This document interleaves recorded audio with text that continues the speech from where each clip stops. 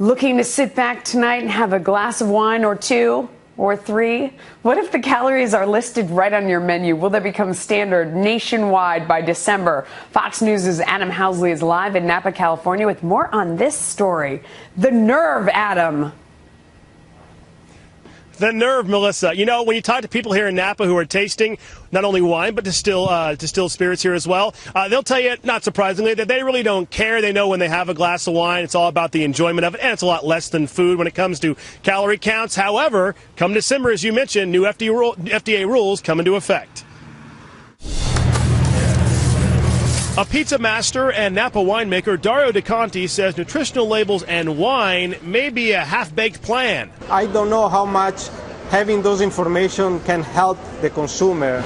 But starting later this year, a new FDA rule will try and give consumers an estimate of the calories they consume in each glass by requiring chain restaurants to list the amount of calories in alcoholic drinks. The calories content is a very limited view of the product. Basically, the government thinks people don't know or think about what they drink. In a release, the FDA says in part, quote, labeling will give consumers across the country consistent and easy to understand nutritional information so they can make informed choices for themselves and their families. Well, I think the desired effect is just to give people an educated view of what's in their food, including how many calories they're consuming, which is important for controlling obesity. But the average drink is in the 150 calorie range, while a plate of food can vary by the hundreds. Plus, new rules don't apply to drinks ordered at the bar, on the wine list, or any drinks not on the main menu. It's just more regulation for the beverage alcohol industry, and that's going to lead to higher prices. Arthur Hartunian says craft distillers are also upset.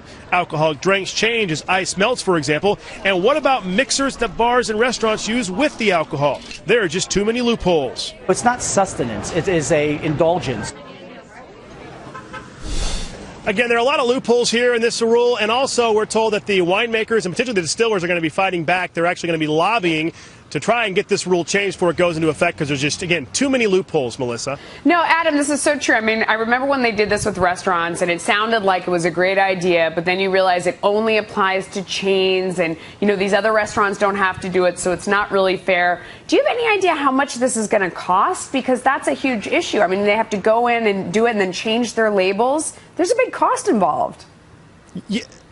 There is, in fact, more so for the wineries, I think, than the distillers. Wineries, for example, let's say you make a Cabernet every year, 2012, 13, 14. Every year, that vintage has to be sent in, has to be tested, and the calorie range has to be determined. And so for every variety and every vintage, you have to do that. So it really adds up. This is more for the big wineries, but still, it's a lot of money, potentially 5% more to consumers or 10%. Right. That's a great point. It's the person buying the bottle of wine that's going to end up paying in the long run. Adam Housley, thank you so much. Absolutely. That is all we